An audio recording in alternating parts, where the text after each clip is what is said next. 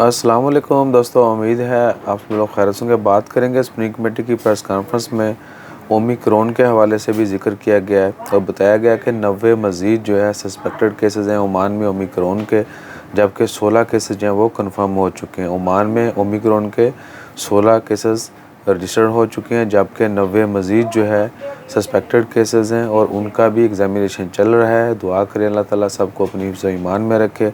और बाकी जो है कोरोना केसेस में मज़ीद इजाफा हुआ, इसे पहले वीडियो में शेयर किया था। पिछले 24 घंटों में 69 मरीज़ों को 69 जो है कोरोना के नए केस जो हैं वो रजिस्टर हुए हैं।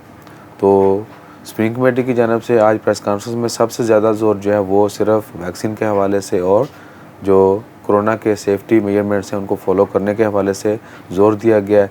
और अगली वीडियो में शेयर करेंगे वैक्सीन की तीसरी डोज़ के हवाले से तफसीलात। अपना ख्याल रखिएगा, दुआ में याद रखिएगा और हमारी सेहतयाबी के लिए दुआ करते रहिएगा। बल्कि सब के लिए दुआ कीजिए, अल्लाह ताला हर किसी को अपनी हिफ्ज़ ईमान में रखे, अच्छी सेहत दे, लंबी ज़िंदगी और कामयाब करे। जज़ाकल्लाह, अल्लाह हाफ़िज़।